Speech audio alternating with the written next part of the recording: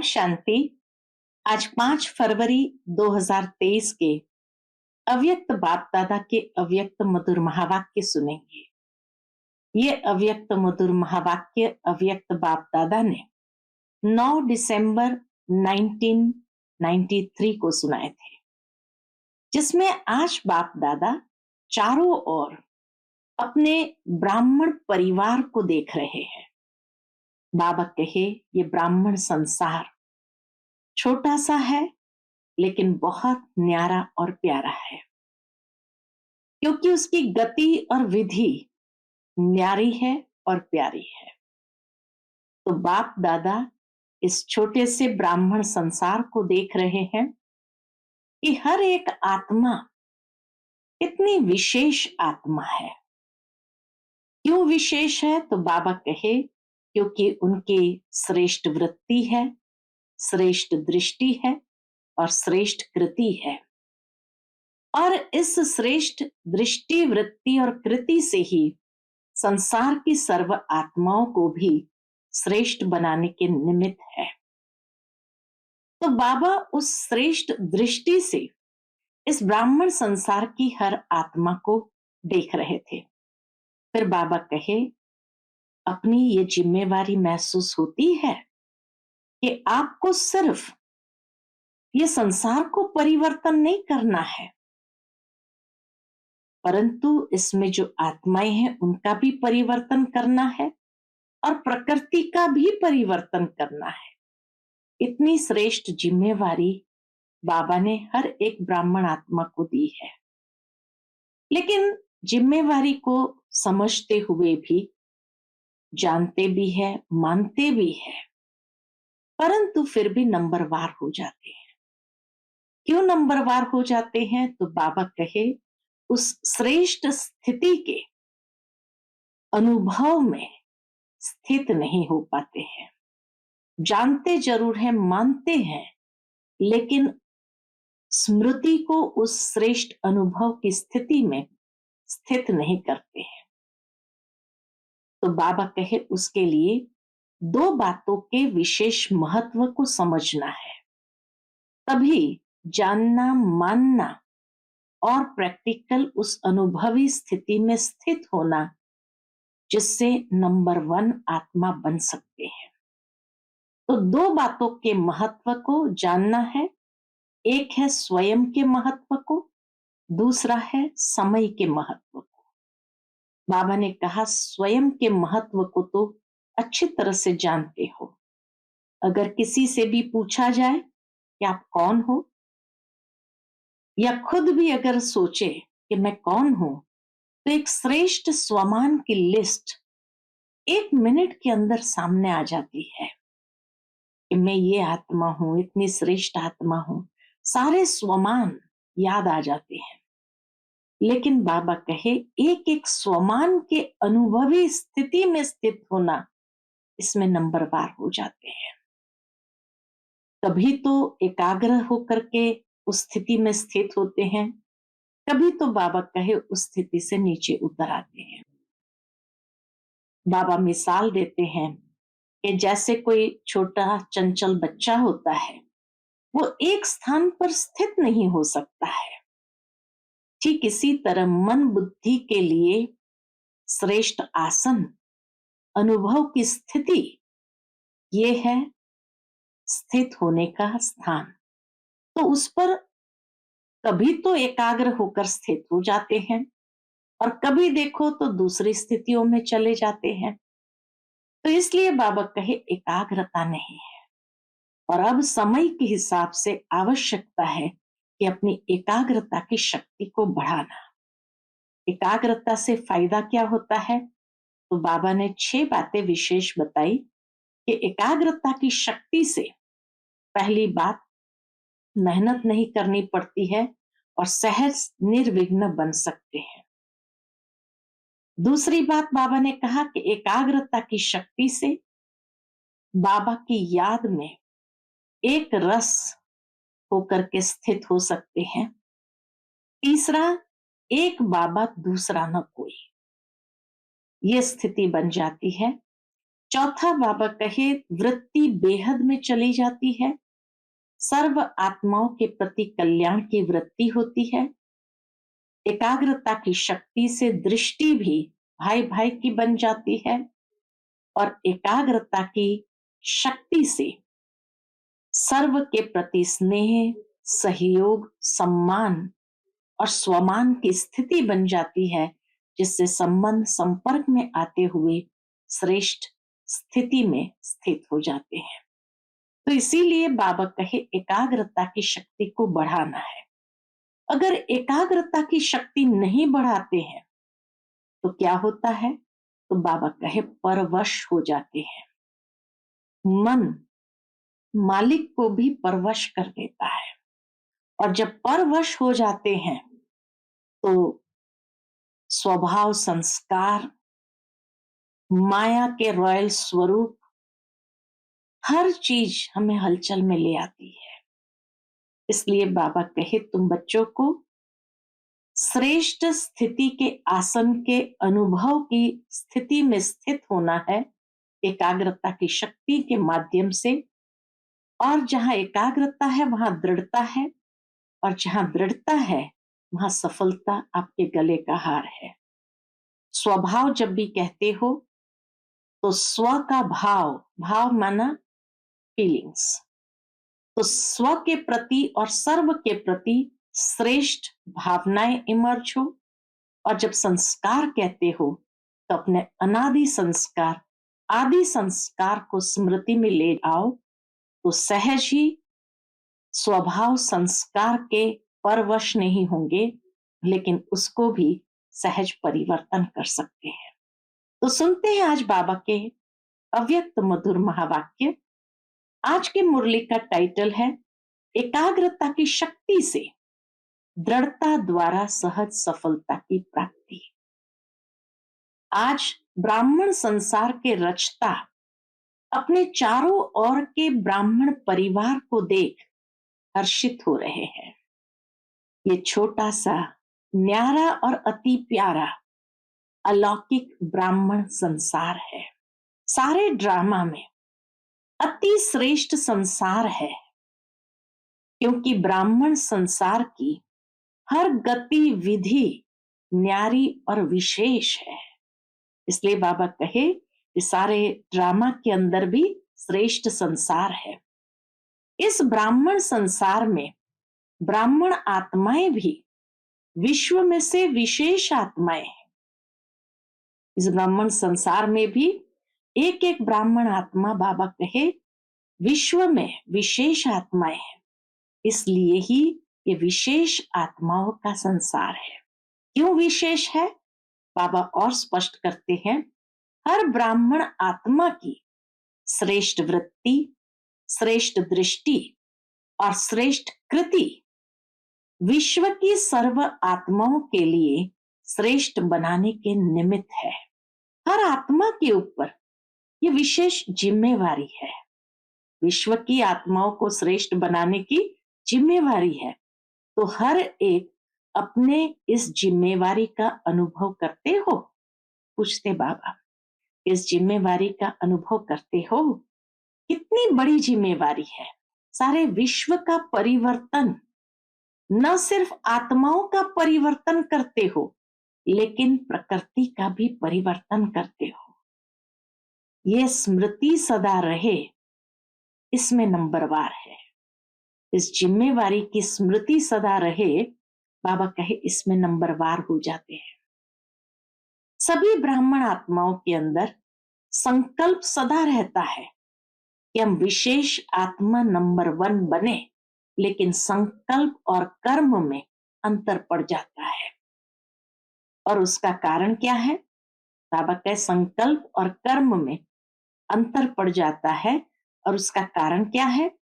कर्म करते समय सदा अपनी स्मृति को अनुभवी स्थिति कि उस श्रेष्ठ स्वमान की अनुभवी स्थिति में स्थित हो जाना और कर्म में आना, ये नहीं आता है। इसलिए नंबरवार हो जाते हैं। सुनना, जानना, ये दोनों याद रहता है, लेकिन स्वयं को उस स्थिति में मानकर चलना, इसमें मेजॉरिटी कभी अनुभवी और कभी सिर्फ मानने और जानने वाले बन जाते हैं। तो बाबा कहे अनुभवी स्थिति में स्थित होना है। इस अनुभव को बढ़ाने के लिए दो बातों के विशेष महत्व को जानो। अनुभव को बढ़ाना है तो उसके लिए दो बातों के विशेष महत्व को जानना है। कौन सी दो बातें? एक स्वयं के महत्व को, दूसरा समय के महत्व को। स्वयं के प्रति बहुत जानते हैं। क्या जानते हैं? अगर किसी से भी पूछेंगे कि आप कौन सी आत्मा हो, वह अपने से भी पूछेंगे कि मैं कौन, तो कितनी बातें स्मृति में आएगी? 1 मिनट के अंदर अपने कितने स्वमान याद आ जाते हैं? 1 मिनट में कितने याद आते हैं? पूछते बाबा। बहुत याद आते हैं ना? तो अपने आप को तो बहुत अच्छे से जानते हो। कितनी लंबी लिस्ट है स्वयं के महत्व की। तो जानने में तो बहुत होशियार हो। सभी होशियार हो ना? पूछते फिर बाबा। फिर जानने में तो होशियार हो, फिर अनुभव करने में अंतर क्यों पड़ जाता है? मुख्य बात है उस स्वमान के अनुभव की स्थिति में स्थित होना और कर्म में आना। तो बाबा कहे फिर अनुभव करने में अंतर क्यों पड़ जाता है? क्योंकि समय पर उस स्थिति के सीट पर सेट नहीं होते हैं। समय के महत्व को नहीं जानते तो समय पर उस स्थिति के सीट पर सेट नहीं होते हो। अगर सीट पर सेट है तो कोई भी, चाहे कमजोर संस्कार, चाहे कोई आत्माएं, चाहे प्रकृति, चाहे किसी भी प्रकार की रॉयल माया अपसेट नहीं कर सकती है। जैसे बाबा मिसाल देते हैं, जैसे शरीर के रूप में भी बहुत आत्माओं को एक सीट पर व स्थान पर एकाग्र होकर बैठने का अभ्यास नहीं होता है। कई लोग एक स्थान पर बैठ ही नहीं पाते हैं, वो क्या करेगा? हिलता रहेगा ना। ऐसे मन और बुद्धि को किसी भी अनुभव की सीट पर सेट होना नहीं आता तो अभी अभी सेट होगा, अभी अभी अपसेट। शरीर को बिठाने के लिए स्थूल स्थान होता है और मन बुद्धि को बिठाने के लिए श्रेष्ठ स्थितियों का स्थान है। तो बाप दादा बच्चों का यह खेल देखते रहते हैं। क्या खेल देखते हैं?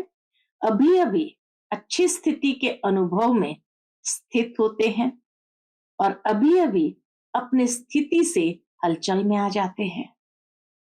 जैसे छोटे बच्चे चंचल होते हैं तो एक स्थान पर ज्यादा समय टिक नहीं सकते, तो कई बच्चे यह बचपन के खेल बहुत करते हैं।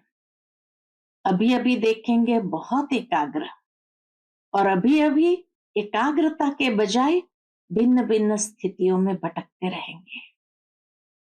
तो इस समय विशेष अटेंशन चाहिए, मन और बुद्धि सदा एकाग्र रहे। फिर एकाग्रता की शक्ति का महत्व बाबा बताते हैं। एकाग्रता की शक्ति सहज निर्विघ्न बना देती है। मेहनत करने की आवश्यकता ही नहीं, सदा निर्विघ्न और सहज निर्विघ्न बना देती है। दूसरा, एकाग्रता की शक्ति स्वतः एक बाप दूसरा न कोई, ये अनुभूति सदा कराती है। एक बाबा दूसरा न कोई। तीसरा, एकाग्रता की शक्ति सहज एक रस स्थिति बनाती है, स्थिति को एक रस बनाती है। चौथा, एकाग्रता की शक्ति सदा सर्व प्रति एक ही कल्याण की वृत्ति सहज बनाती है। वृत्ति बहुत कल्याणकारी होगी। पांचवी बात, एकाग्रता की शक्ति सर्व के प्रति भाई भाई की दृष्टि स्वतः बना देती है और एकाग्रता की शक्ति हर आत्मा के संबंध में स्नेह, सम्मान, स्वमान के कर्म सहज अनुभव कराती है। तो अभी क्या करना है, क्या अटेंशन देना है? एकाग्रता। स्थित होते हो, अनुभव भी करते हो, लेकिन एकाग्र अनुभवी नहीं होते। लंबे समय तक एकाग्र अनुभवी नहीं होते। थोड़ी देर के लिए तो स्थित होते हैं, एकाग्र भी करते हैं, अनुभव भी करते हैं, लेकिन एकाग्र के अनुभवी नहीं होते। कभी श्रेष्ठ अनुभव में, कभी मध्यम, कभी साधारण, तीनों में चक्कर लगाते रहते हैं। तो बाबा कहे इतना समर्थ बनो जो मन बुद्धि सदा आपके ऑर्डर अनुसार चले, स्वप्न में भी सेकंड मात्र भी हलचल में नहीं आए, मन मालिक को परवश नहीं बनाए। फिर बाबा कहे अगर परवश हो गए तो परवश आत्मा की निशानी क्या होगी? परवश आत्मा की निशानी है उस आत्मा को उतना समय सुख चैन आनंद की अनुभूति चाहते हुए भी नहीं होगी। सुख चैन आनंद की अनुभूति चाहते हुए भी नहीं होती, परवश है। ब्राह्मण आत्मा कभी किसी के परवश नहीं हो सकते, अपने कमजोर स्वभाव और संस्कार के वश भी नहीं है? वहां तक बाबा ने कह दिया, कभी किसी के परवश तो नहीं, लेकिन अपने कमजोर स्वभाव और संस्कार के परवश भी नहीं। वास्तव में स्वभाव शब्द का अर्थ है स्व का भाव। स्व का भाव तो अच्छा होता है, खराब नहीं होता है। स्व कहने से क्या याद आता है? आत्मिक स्वरूप का भाव, है ना? आत्मिक स्वरूप याद आता है ना? तो स्वभाव अर्थात स्व प्रति व सर्व प्रति आत्मिक भाव हो। स्वभाव अर्थात स्व प्रति व सर्व प्रति आत्मिक भाव हो। कितना सरल सुंदर अर्थ बाबा ने स्वभाव का कर दिया। और जब भी कमजोरी वश सोचते हो कि मेरा स्वभाव या मेरा संस्कार ही ऐसा है, क्या करूं, है ही ऐसा, ये कौन सी आत्मा बोलती है? पापा पूछते हैं कौन सी आत्मा बोलती है? मेरा स्वभाव संस्कार ही ऐसा है, क्या करूं, है ही ऐसा। बाबा कहे कौन सी आत्मा बोलती है? ये शब्द व संकल्प परवश आत्मा के हैं। तो जब भी ये संकल्प आए कि स्वभाव ऐसा है, तो श्रेष्ठ अर्थ में टिक जाओ। स्वभाव के श्रेष्ठ अर्थ क्या बताया? स्व के प्रति और सर्व के प्रति आत्मिक भाव, उसमें टिक जाओ। संस्कार सामने आए कि मेरा संस्कार, तो सोचो क्या मुझ विशेष आत्मा के ये संस्कार है जिसको मेरा संस्कार कह रहे हो? मेरा कहते हो तो कमजोर संस्कार भी मेरापन के कारण छोड़ते नहीं है। कमजोर संस्कार भी मेरापन के कारण छोड़ते नहीं। मेरा कह दिया ना, तो जहां मेरा है वहां तो अधिकार हो गया उसका। तो मेरा कहते हैं तो कमजोर संस्कार भी मेरापन के कारण छोड़ते नहीं है, क्योंकि ये नियम है। कायदा बाबा बताते हैं यह नियम है, जहां मेरापन होता है वहां अपनापन होता है, और जहां अपनापन होता है वहां अधिकार होता है। तो कमजोर संस्कार को मेरा बना लिया तो वो अपना अधिकार छोड़ते नहीं है। इसलिए परवश होकर बाप के आगे अर्जी डालते हैं रहते हैं। परवश होकर बाप के आगे अर्जी डालते रहते हो कि छुड़ाओ छुड़ाओ। संस्कार शब्द कहते याद करो कि अनादि संस्कार, आदि संस्कार ही मेरा संस्कार है। ये माया के संस्कार है, मेरा नहीं। कमजोरी वाले संस्कार मेरा नहीं, माया के हैं। तो एकाग्रता की शक्ति से परवश स्थिति को परिवर्तन कर मालिकपन की स्थिति की सीट पर सेट हो जाओ। तो ना, एकाग्रता की शक्ति से परवश स्थिति को परिवर्तन कर मालिकपन की स्थिति की सीट पर सेट हो जाओ। योग में भी बैठते हैं, बैठते तो सभी रुचि से हैं, योग में बैठते तो सभी रुचि से हैं, लेकिन जितना समय जिस स्थिति में स्थित होना चाहते हैं उतना समय एकाग्र स्थिति रहे, उसकी आवश्यकता है। तो क्या करना है, इस बात को अंडरलाइन करेंगे।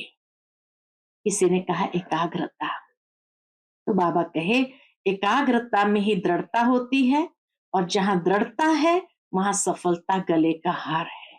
अच्छा, चारों ओर के अलौकिक ब्राह्मण संसार की विशेष आत्माओं को सदा श्रेष्ठ स्थिति के अनुभव की सीट पर सेट रहने वाली आत्माओं को, सदा स्वयं के महत्व को अनुभव करने वाले, सदा एकाग्रता की शक्ति से मन बुद्धि को एकाग्र करने वाले, सदा एकाग्रता की शक्ति से ही दृढ़ता द्वारा सहज सफलता प्राप्त करने वाले सर्वश्रेष्ठ, सर्वविशेष, सर्वस्नेही आत्माओं को बाप दादा का याद प्यार और नमस्ते।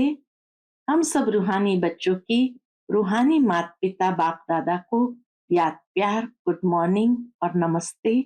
नमस्ते, शुक्रिया बाबा, शुक्रिया।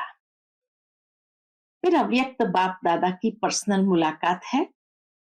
पहले ग्रुप से बाबा जब मिले तो बाबा ने कहा, उड़ती कला में जाने के लिए डबल लाइट बनो, कोई भी आकर्षण आकर्षित न करे, सभी अपने को वर्तमान समय के प्रमाण तीव्र गति से उड़ने वाले अनुभव करते हो? पूछते बाबा। सभी अपने को वर्तमान समय के प्रमाण तीव्र गति से उड़ने वाले अनुभव करते हो? समय की गति तीव्र है, वह आत्माओं के पुरुषार्थ की गति तीव्र है।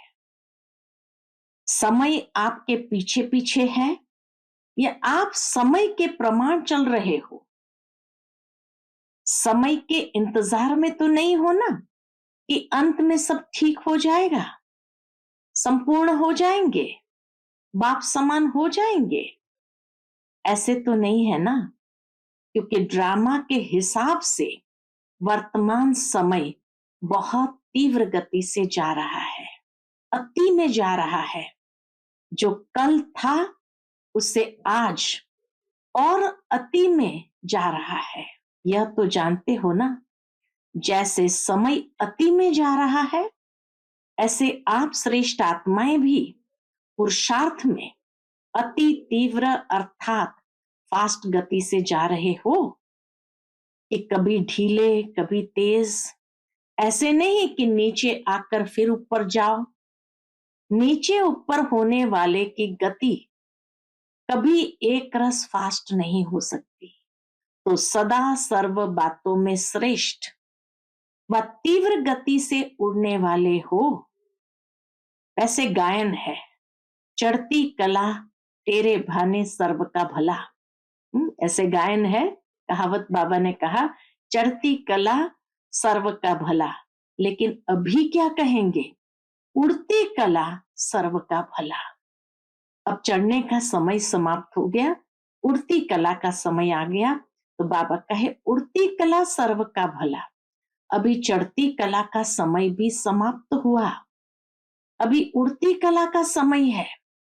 तो उड़ती कला के समय कोई चढ़ती कला से पहुंचना चाहे तो पहुंच सकेगा नहीं। तो सदा उड़ती कला हो। उड़ती कला की निशानी है। उड़ने के लिए क्या चाहिए? तो बाबा कहे उड़ती कला की निशानी है सदा डबल लाइट। डबल लाइट नहीं तो उड़ती कला हो नहीं सकती। थोड़ा भी बोझ नीचे ले आता है।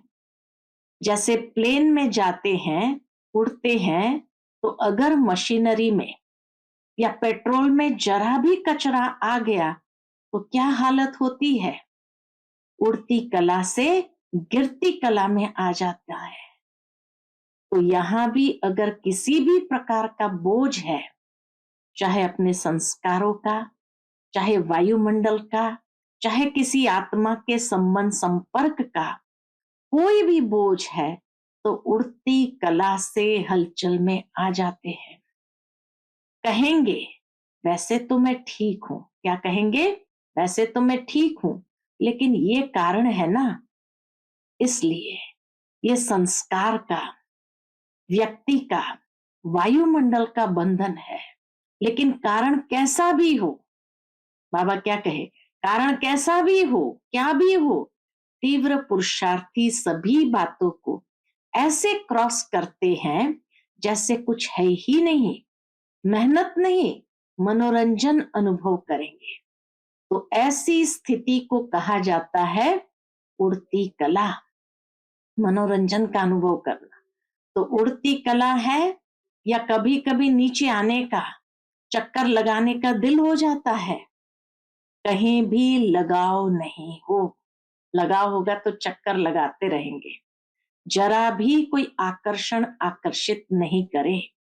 रॉकेट भी जब उड़ सकता है तब धरनी की आकर्षण से परे हो जाए। रॉकेट भी तब उड़ सकता है जब धरनी की आकर्षण से परे हो जाए, नहीं तो ऊपर उड़ नहीं सकता, न चाहते भी नीचे आ जाएगा। तो कोई भी आकर्षण ऊपर नहीं ले जा सकती, संपूर्ण बनने नहीं देंगी। तो चेक करो, संकल्प में भी कोई आकर्षण आकर्षित नहीं करे, सिवाय बाप के और कोई आकर्षण नहीं हो। पांडव क्या समझते हैं? ऐसे तीव्र पुरुषार्थी बनो। बनना तो है ही ना, कितने बार ऐसे बने हैं? पूछते बाबा, बनना तो है ही ना, कितने बार ऐसे बने हो? तीव्र पुरुषार्थी कितनी बार बने हो? अनेक बार बने हो।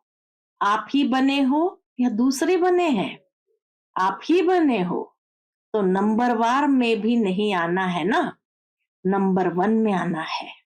माताएं क्या करेगी? नंबर वन या नंबर वार भी चलेगा, 108 नंबर भी चलेगा। 108 नंबर बनेंगे कि पहला नंबर बनेंगे? अगर बाप के बने हैं, अधिकारी बने हैं, तो पूरा वर्षा लेना है या थोड़ा कम? फिर तो नंबर वन बनेंगे ना। दाता फुल दे रहा है और लेने वाला कम ले तो क्या कहेंगे? इसलिए नंबर वन बनना है। नंबर वन चाहे एक ही हो, लेकिन नंबर वन डिवीजन तो बहुत है ना, नंबर वन डिवीजन तो बहुत है ना। तो सेकंड में नहीं आना है, लेना है तो पूरा लेना है। अधूरा लेने वाले तो पीछे पीछे बहुत आएंगे, लेकिन आपको पूरा लेना है। सभी पूरा लेने वाले हो या थोड़े में राजी होने वाले हो? जब खुला भंडार है और अखूट है तो कम क्यों ले? बेहद है ना।